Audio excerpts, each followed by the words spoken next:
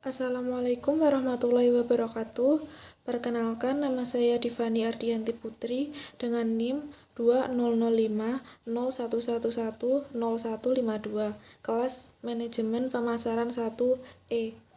Di sini saya akan mengerjakan tugas video UAS Manajemen Pemasaran 1. Soal nomor 1. Menurut Anda, bagaimana perbedaan penggunaan sistem informasi yang dimiliki antara perusahaan berskala besar atau nasional dan multinasional dengan perusahaan berskala kecil atau UMKM? Sistem informasi memiliki fungsi untuk mempermudah manajemen, merencanakan, memantau, mengarahkan, serta mendelegasikan pekerjaan ke semua departemen yang mempunyai hubungan koordinasi. Selain itu, sistem informasi memiliki fungsi untuk meningkatkan efisiensi serta efektivitas data yang disajikan secara akurat dan tepat waktu.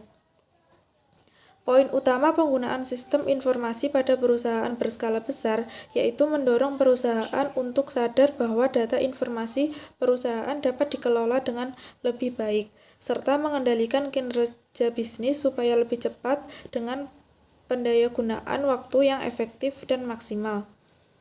Jika dibandingkan dengan penggunaan sistem informasi pada perusahaan berskala kecil, terdapat masalah yang sering muncul pada usaha dagang berskala kecil menengah, antara lain pada sistem transaksi yang masih dilakukan secara manual, yaitu dengan mengandalkan kertas untuk pengarsipan data perusahaan.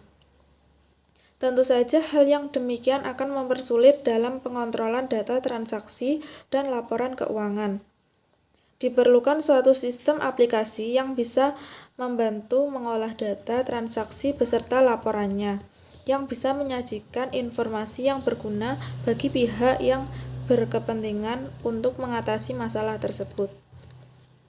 Kesimpulannya yaitu, perbedaan dari penggunaan sistem informasi perusahaan berskala besar dan perusahaan berskala kecil yaitu jika pada perusahaan besar sistem informasinya sudah lengkap dan terpenuhi serta berguna untuk mengendalikan kinerja bisnis supaya lebih cepat dan efektif.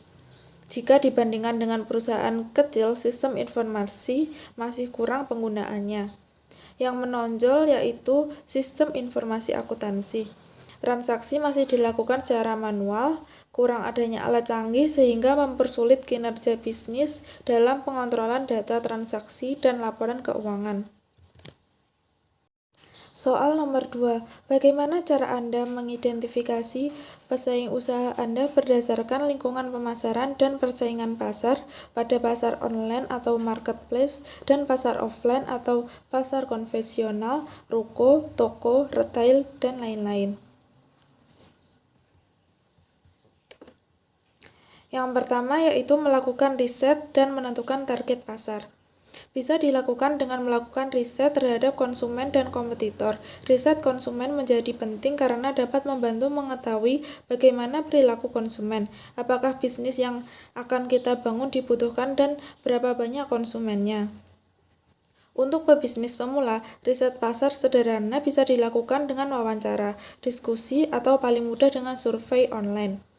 Yang kedua, yaitu identifikasi pesaing kita. Jenis produk jasa yang ditawarkan menentukan siapa pesaing kita. Para pesaing dibagi menjadi industri, pasar, dan grup strategi. Industri terdiri dari unit-unit bisnis yang menawarkan produk atau jasa yang sama atau serupa. Pasar merupakan berbagai lokasi tempat untuk jasa dapat dijual dan dibeli. Grup strategis terbuat dari unit-unit bisnis yang memiliki model bisnis serupa dengan kita. Mungkin pesaing berada pada lebih dari satu area-area tersebut. Kita perlu mengevaluasi kekuatan dan kelemahan perusahaan saat menilai pesaing. Kita dapat menentukan kompetisi industri berdasarkan jasa yang diberikan. Kita dapat menentukan pasar berdasarkan penjual-penjual produk di daerah kita. Kita dapat menentukan grup strategis berupa semua toko yang menawarkan harga dan strategi pemasaran yang sama dengan kita dalam menjual produknya. Yang ketiga, tentukan keunggulan kompetitif pesaing. Melihat kembali produk dan menggunakan riset pasar yang telah dilakukan untuk menentukan keunggulan kompetitif pesaing. Misalnya, pesaing menawarkan promosi, paket, bebas biaya kirim, pelayanan ekstra, dan sebagainya. Kita harus mengetahui apakah pesaing memberikan penawaran yang serupa atau produk yang sedikit berbeda.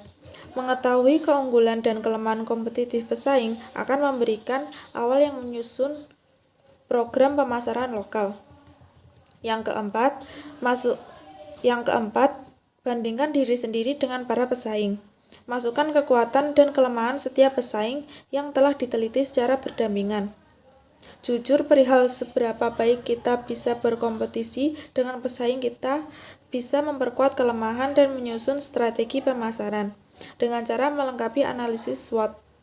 SWOT adalah singkatan dari Strengths, Weakness, Opportunities, dan Threats, yaitu kekuatan, kelemahan, peluang, dan ancaman. Kita bisa melakukan analisis ini untuk membantu mengidentifikasi masalah yang perlu diperhatikan. Soal nomor 3. Apakah membuat segmentasi pasar dalam rangkaian proses manajemen pemasaran itu sangat penting? Sejauh manakah kepentingan dari pembentukan segmentasi dan target pasar? Menurut Ciptono dan Chandra, segmentasi pasar dapat diartikan sebagai proses pengelompokan pasar keseluruhan yang heterogen menjadi kelompok-kelompok atau segmen-segmen yang memiliki kesamaan dalam hal kebutuhan, keinginan, perilaku, dan respon terhadap program pemasaran spesifik. Kesimpulannya yaitu segmentasi pasar dalam rangkaian proses manajemen pemasaran itu sangat penting agar perusahaan mampu memasarkan produk tepat sasaran. Jika perusahaan melakukan segmentasi pasar dengan efektif, secara tidak langsung perusahaan turut meningkatkan efektivitas pemasaran dan juga efisiensi sumber daya perusahaan. Jadi, setiap target pasar memiliki pendekatannya masing-masing. Sebagai sebuah perusahaan yang ingin melakukan branding, ada baiknya melakukan beberapa riset terkait target pasar Anda untuk memperbesar peluang keberhasilan target branding Anda. Soal nomor 4A. Langkah pertama apa yang Anda lakukan dalam memasarkan produk kedai Bayu ini?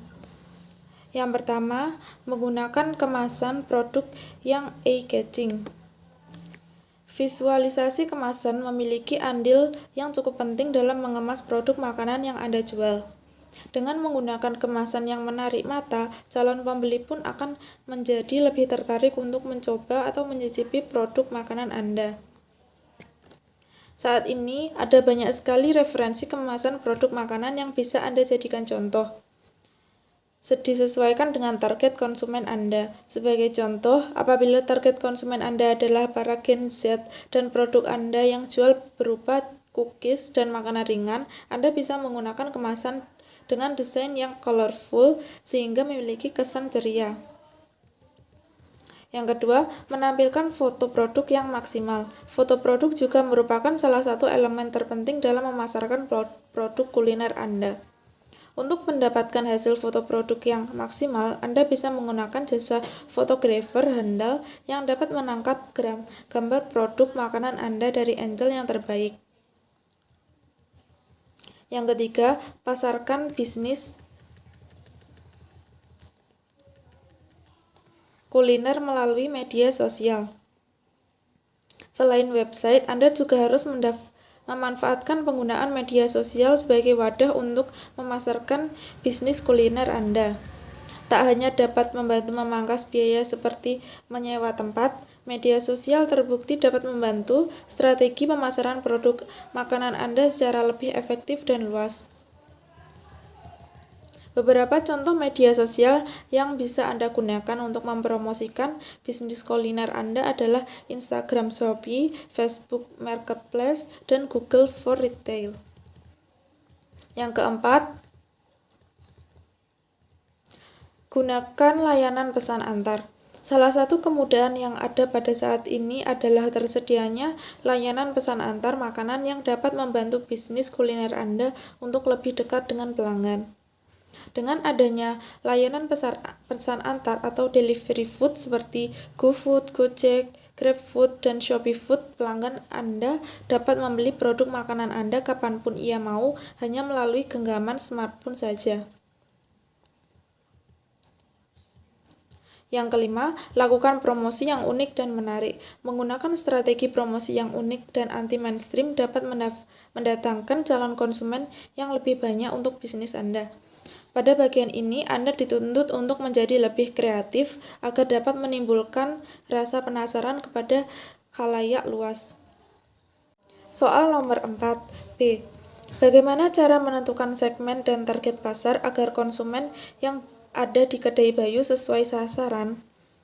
Jawabannya, melihat harga jual per porsi yang dijual Bayu terbilang sedikit mahal, maka sebaiknya Bayu menjual di kompleks perkantoran atau di pusat perbelanjaan, karena konsumen yang dibidik adalah pegawai kantoran dan masyarakat umum lainnya. Dengan harga yang sedikit mahal, maka biasanya ditunjukkan kepada konsumen segmen atas yang biasanya tidak memikirkan uang yang mereka keluarkan, namun yang terpenting adalah kepuasan yang bisa mereka dapatkan.